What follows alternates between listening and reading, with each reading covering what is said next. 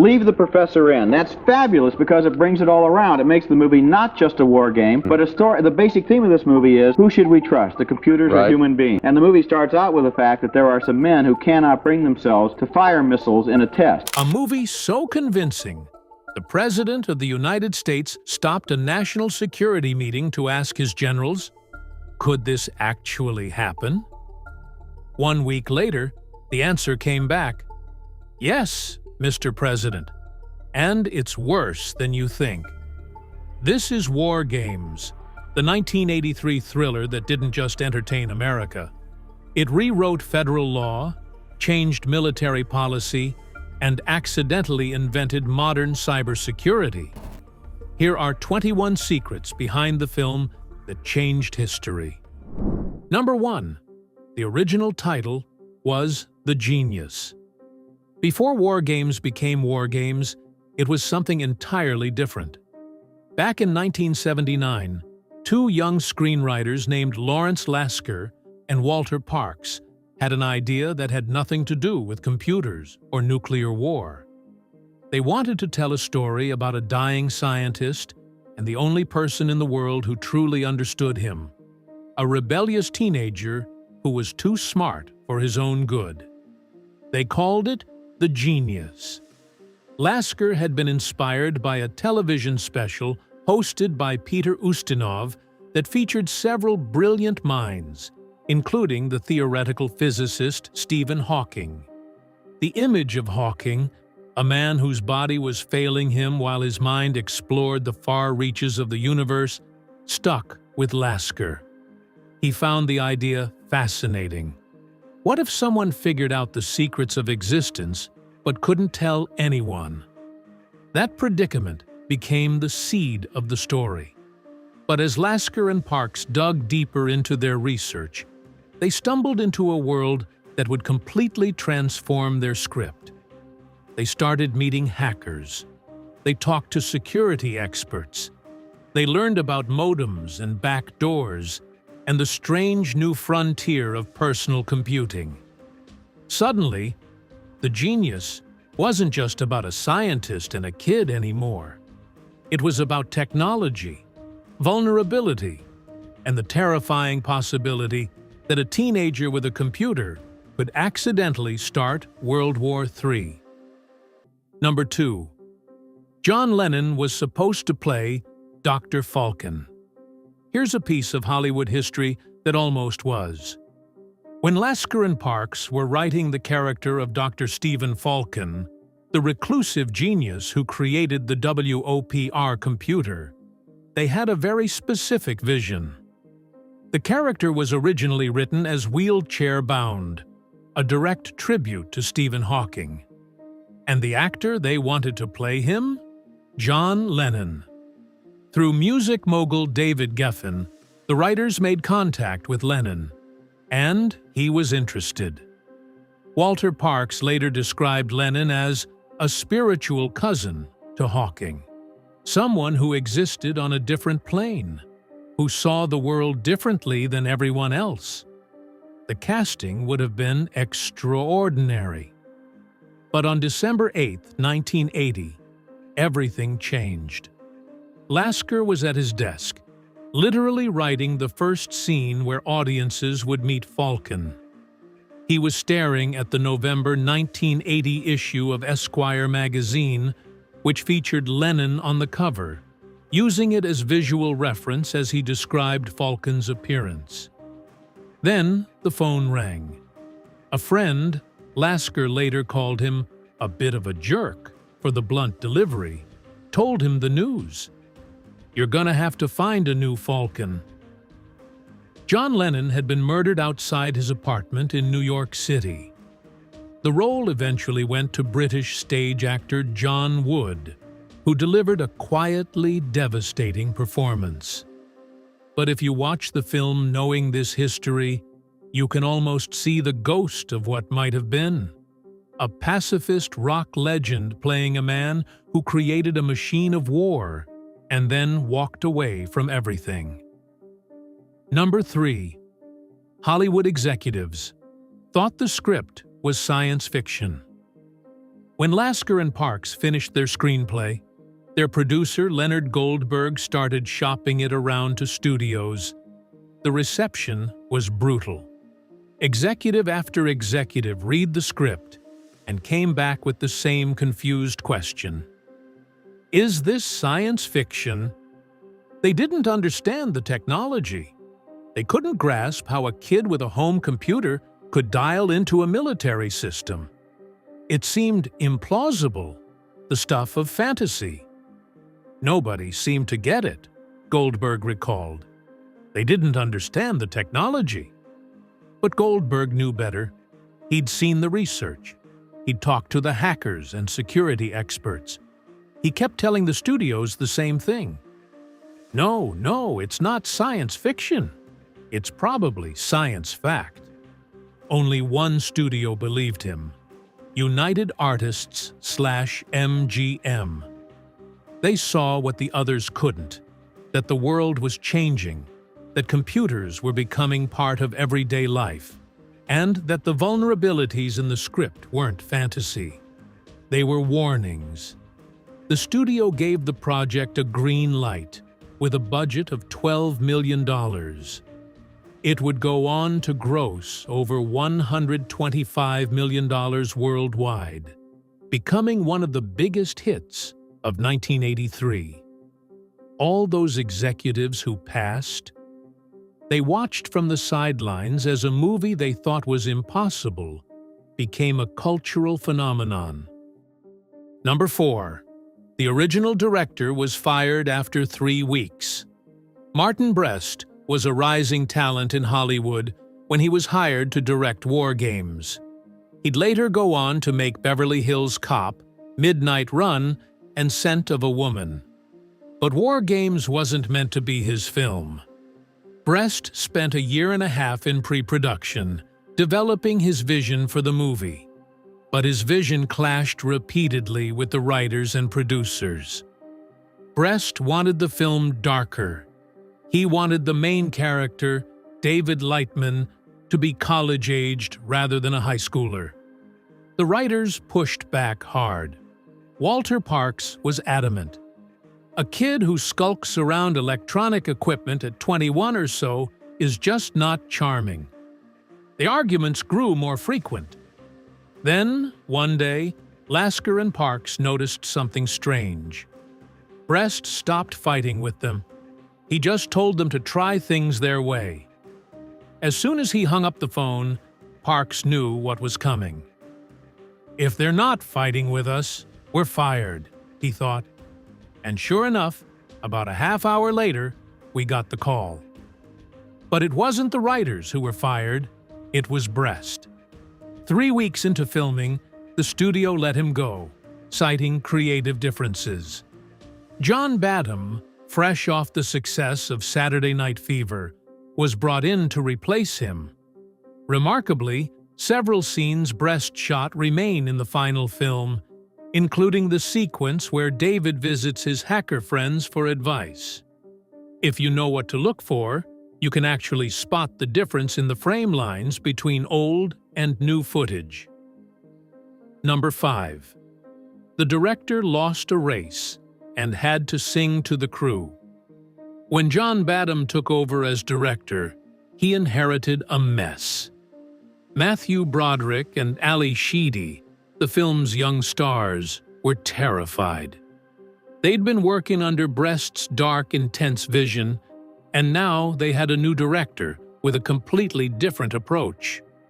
Worse, they were convinced they were about to be fired too.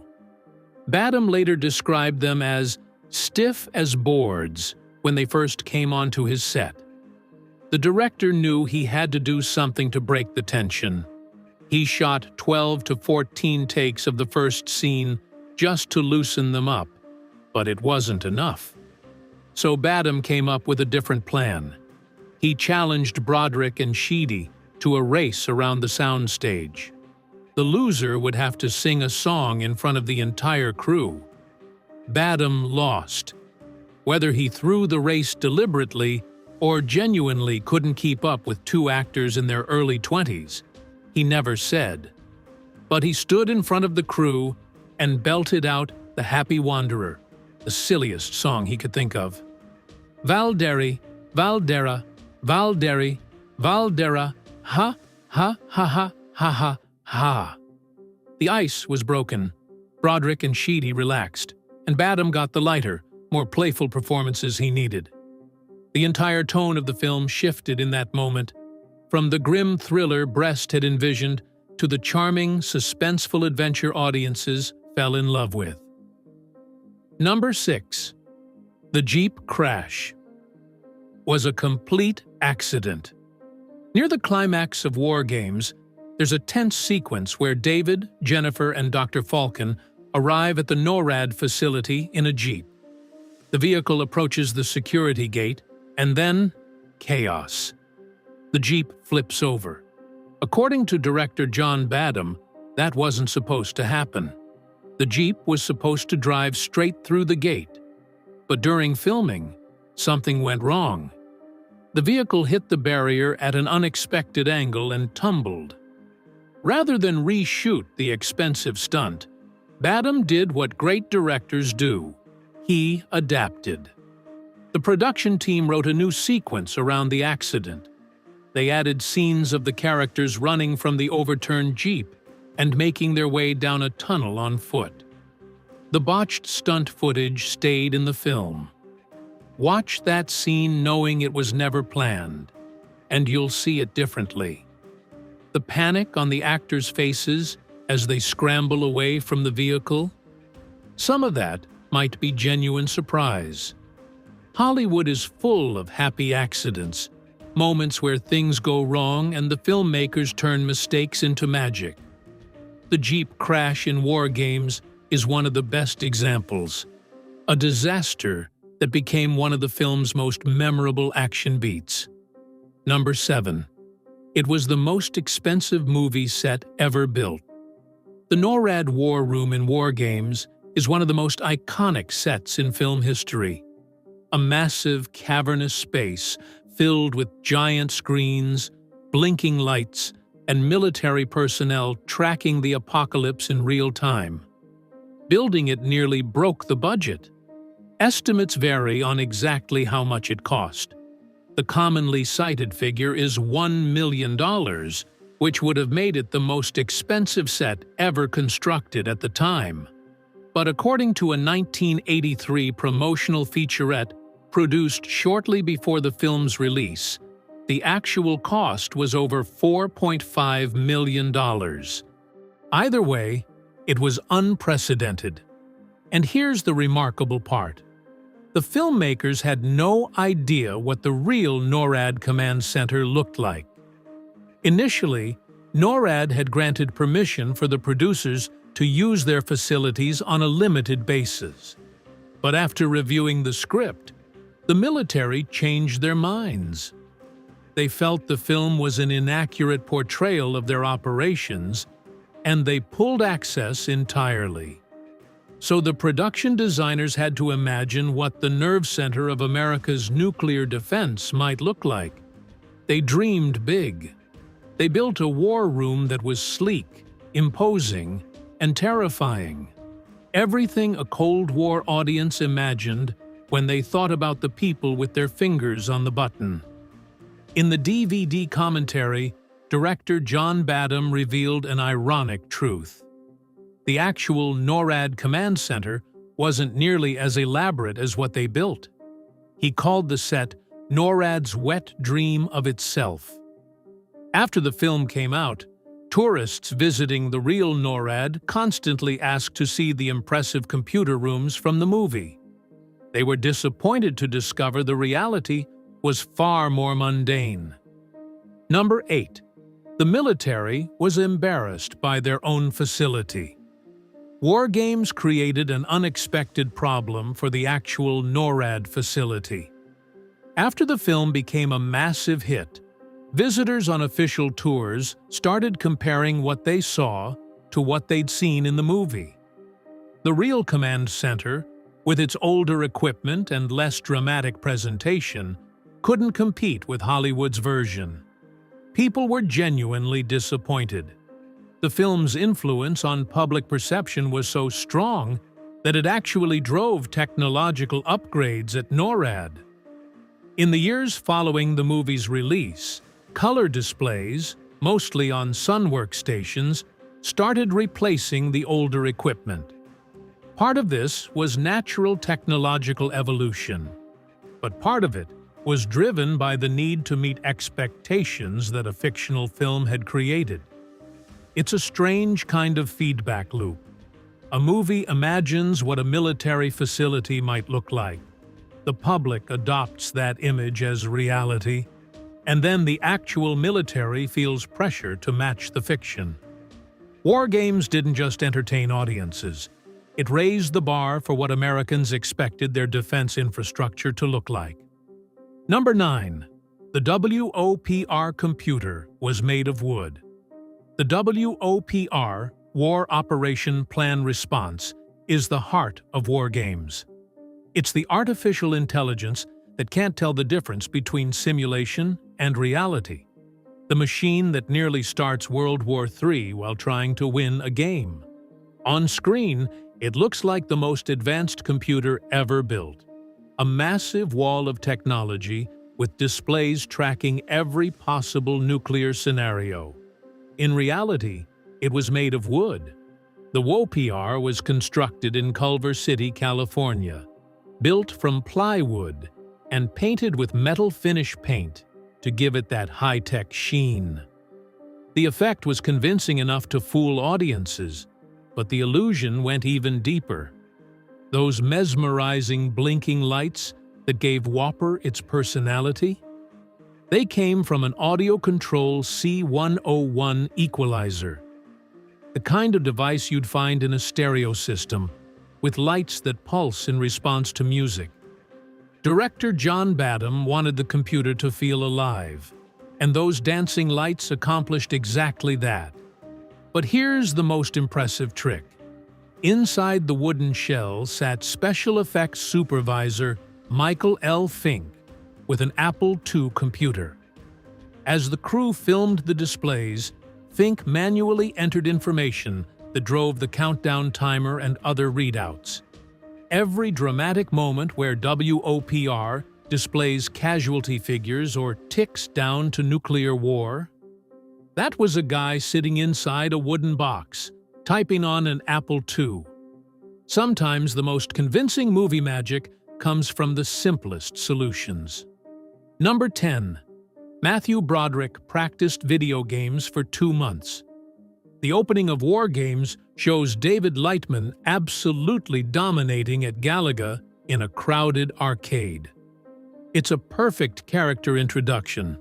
In just a few seconds, we understand that this kid is quick, focused, and completely at ease with technology.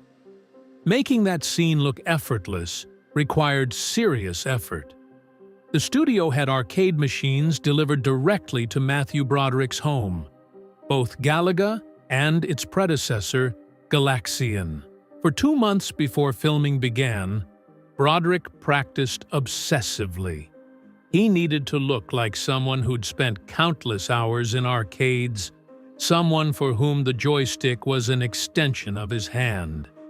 By the time cameras rolled, he'd gotten good enough to make it look natural. The dedication paid off. That arcade scene sets up everything that follows. If we believe David is a genuine gaming prodigy, we're more willing to believe he could accidentally hack into NORAD. Broderick's 2 months of practice made the impossible premise feel plausible. Number 11. The computer keyboard was completely rigged. Throughout WarGames, David types commands into his AMSAI 8080 computer, and the screen responds with perfectly timed text. It looks like genuine hacking. It wasn't. The computer was programmed so that no matter which keys Matthew Broderick pressed, the correct words would appear on screen. He could have been randomly mashing the keyboard, and WOPR would still have responded with, "Shall we play a game?" This was a practical necessity. Expecting an actor to type specific commands accurately while also delivering a performance would have been nearly impossible, especially with the technology of 1982. The rigged keyboard allowed Broderick to focus on acting while the technical wizardry happened automatically. It's one of those behind-the-scenes tricks that seems obvious once you know about it, but never occurs to audiences watching the film. We're too caught up in the story to question whether the actor is actually typing what appears on screen. Number 12. The corn buttering technique came from a neo-Nazi documentary. One of WarGames' most memorable small moments has nothing to do with computers or nuclear war. During a family dinner scene, David's father applies butter to a piece of bread, then wraps the bread around an ear of corn to butter it before eating. It's an odd, specific bit of character business that feels completely authentic. It came from a deeply strange source. Writer Walter Parks had previously worked on a 1975 documentary called The California Reich, which followed a group of neo-Nazis in California. During filming, Parks observed a staff sergeant in the U.S. Army, who happened to be a Nazi sympathizer, performing this exact butter application technique with his corn on the cob. The image stuck with Parks. Years later, when he needed a small character detail to make David's family feel real and specific, he remembered that moment. The result is one of those tiny, perfect details that elevates a scene from functional to memorable. Audiences remember the corn buttering. They just don't know where it came from. Number 13. Barry Corbin's most famous line was completely improvised. Barry Corbin plays General Beringer, the gruff military commander who serves as a counterweight to the technocrats pushing for computer control. He gets some of the film's most quotable lines, but his most famous one wasn't in the script. During a tense scene, Beringer is asked what he thinks about the situation. Corbin, channeling decades of experience playing tough Texans, responded with, "Hell, I'd piss on a spark plug if I thought it would do any good." The line wasn't written. The director simply asked Corbin to come up with something authentic for the take, and that's what came out. According to reports from the set, it had the cast and crew in stitches. The line stayed in the film because it was perfect. Exactly what a crusty military man would say in that moment. It's crude, it's funny, and it instantly tells you everything you need to know about Beringer's character. Some of the best moments in movies come from actors being given room to improvise. Corbin's spark plug line is a perfect example of what happens when talent and trust collide.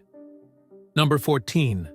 The film was based on a real NORAD incident. WarGames isn't just a clever what-if scenario. The writers based their premise on real nuclear close calls that had actually happened. The most significant occurred on November 9, 1979. On that day, a training simulation tape concerning Soviet submarine launches was accidentally fed into NORAD's warning system.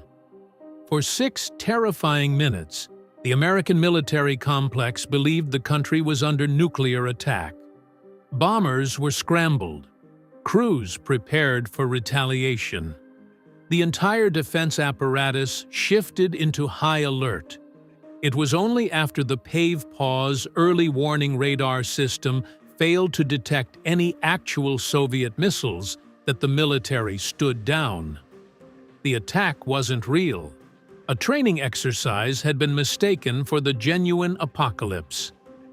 After this incident, NORAD moved training simulations off-site to prevent it from happening again. But the damage to public confidence was done. Lawrence Lasker and Walter Parks learned about this incident during their research, and it became the foundation of their screenplay.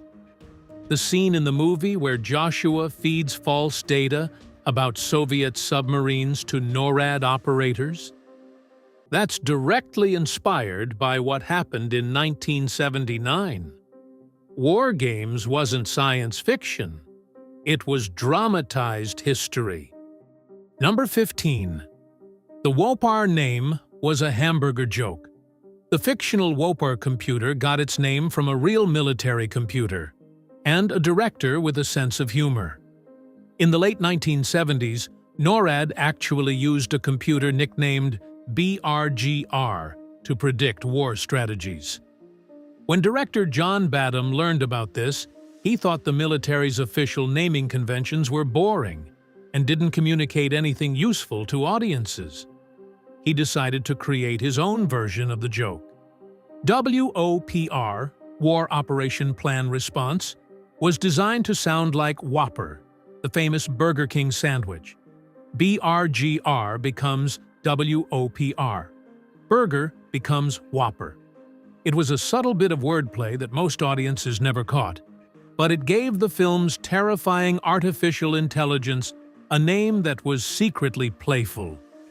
There's something darkly comic about the machine that could end human civilization being named after a fast food hamburger.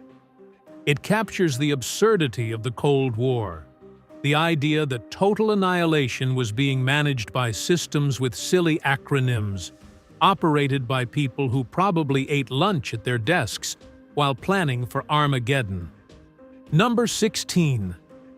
The nuclear war scenarios were based on real government war games. In the film's climax, WOPR cycles through more than 150 possible nuclear war scenarios, trying to find one that ends in victory. The screen fills with names like Zaire Alliance, Gabon Surprise, English Thrust, and dozens of others, each representing a different path to global destruction. Those scenarios weren't made up by screenwriters. During their extensive research for the film, Lawrence Lasker and Walter Parks gained access to information about real U.S. government war games. The list that appears in the movie is directly based on actual scenarios the military had developed. Think about that for a moment. Somewhere in the Pentagon, real people sat in real rooms and devised strategies called Gabon Surprise. They calculated casualties, projected outcomes, and planned for contingencies most of us can't imagine. When WOPR runs through those scenarios and determines that every single one ends in mutual destruction, it's reaching the same conclusion that many military strategists had already reached. Nuclear war is unwinnable. The only winning move is not to play. Number 17. President Reagan watched it. Opening weekend at Camp David. WarGames opened on June 3, 1983. The very next day, President Ronald Reagan sat down for a private screening at Camp David. This wasn't a coincidence. Lawrence Lasker, one of the film's writers, was a family friend of the Reagans. "My parents were in the movie business," Lasker later explained. "I grew up in Brentwood." He arranged for the president to see the film immediately after its release. Reagan was captivated. Here was a movie that spoke directly to the fears of his era. The Cold War anxieties about nuclear annihilation, the emerging power of computers, the terrifying possibility that technology might outpace human wisdom. For a president who had built his political identity partly on strong defense and anti-Soviet rhetoric, WarGames offered a troubling counter-narrative. What if our own systems became the threat? The screening at Camp David would have consequences that extended far beyond entertainment. Reagan didn't just watch the movie and move on. He became obsessed with its implications. Number 18. Reagan stopped a national security meeting to discuss the plot. The week after watching WarGames, President Reagan did something remarkable. He was in a meeting with members of Congress, his national security advisors, and the Joint Chiefs of Staff to discuss upcoming nuclear negotiations with the Soviet Union. The fate of the world, quite literally, was on the agenda. Reagan stopped the meeting. He gave everyone in the room a complete breakdown of the movie he'd just seen: the teenage hacker, the military computer, the near miss with nuclear war. Then he turned to General John W. Vesey, Jr., the chairman of the Joint Chiefs of Staff, and asked a simple question. Could something like this really happen? Could someone hack into our most sensitive systems? Reagan wanted an answer. Vesey took the question seriously. Within a week, he came back with a response that would change American policy. Mr. President, the problem is much worse than you think. The premise of WarGames wasn't just technically possible, it was already a vulnerability. The systems designed to protect America could potentially be compromised. The movie that Hollywood executives had dismissed as implausible science fiction had just been validated by the highest levels of the U.S. military. Number 19. The film led to America's first cybersecurity policy. Reagan's inquiry about WarGames triggered a full national security review. The findings were alarming enough that they led to concrete policy changes. 18 months after that screening at Camp David, the Reagan administration enacted NSD-D 145, National Security Decision Directive 145. It was the first presidential directive specifically addressing computer security. The document established policies and procedures for securing government computer systems from unauthorized access. It created frameworks for protecting sensitive information in the digital age. It was, in essence, the birth of federal cybersecurity policy. But WarGames' influence didn't stop there. The film also contributed directly to the creation of the Computer Fraud and Abuse Act of 1984, later amended in 1986. When Congress held hearings on computer crime, Representative Dan Glickman of Kansas opened the proceedings by screening 4 minutes of WarGames for his colleagues. This outlines the problem fairly clearly, he told them. A House committee report later stated that WarGames showed a realistic representation of the automatic dialing and access capabilities of the personal computer. Think about that. A Hollywood movie was cited as evidence in congressional hearings, and it helped shape laws that remain in effect today. Every time someone is prosecuted for hacking or unauthorized computer access, they're facing consequences that trace back, at least in part, to a film about a teenager who just wanted to play games. Number 20. The 414's hackers made it terrifyingly real. Just months after WarGames premiered, a group of teenage hackers from Milwaukee proved that the movie wasn't fiction at all. They called themselves the 414's, named after their area code. In the summer of 1983, they penetrated computer systems across the country, including, alarmingly, systems at Los Alamos National Laboratory, one of America's premier nuclear weapons research facilities. The media immediately made the connection. Story after story described the 414's incident as the WarGames case. Here was a group of kids doing exactly what David Lightman had done in the movie, accessing systems they shouldn't have been able to reach, proving that the vulnerabilities depicted on screen were absolutely real.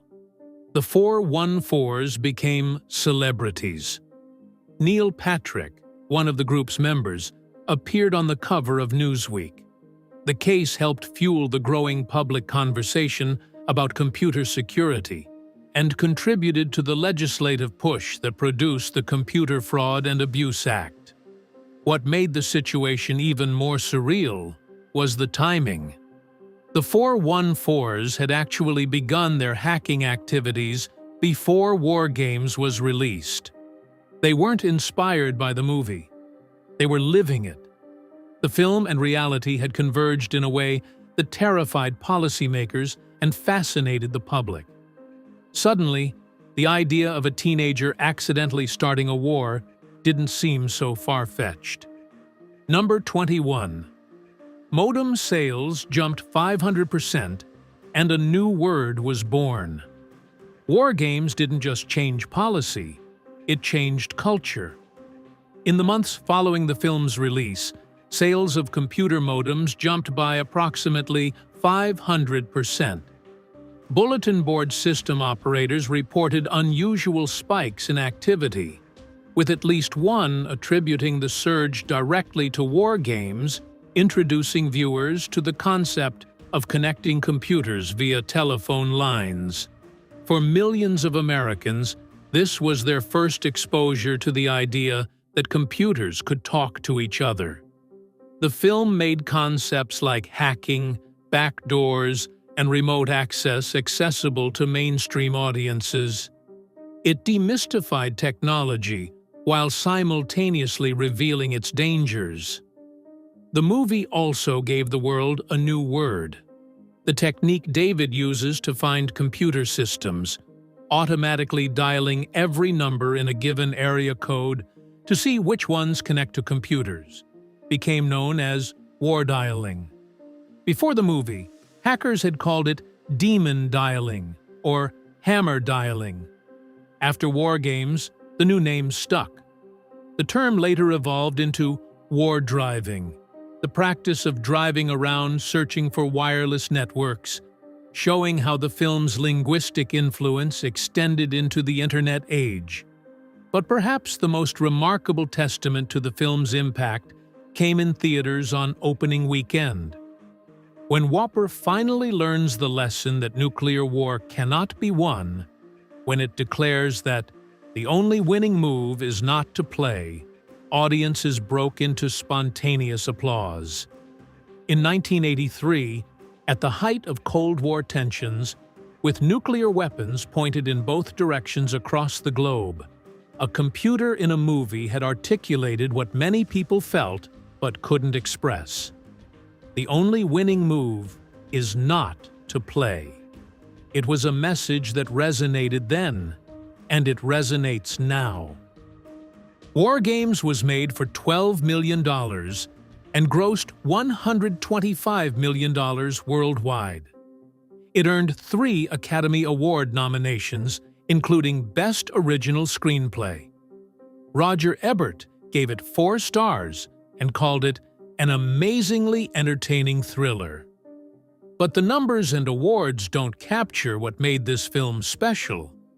WarGames arrived at exactly the right moment. It spoke to genuine fears about nuclear war and emerging anxieties about technology. It entertained audiences while asking serious questions about the systems we trust with our survival.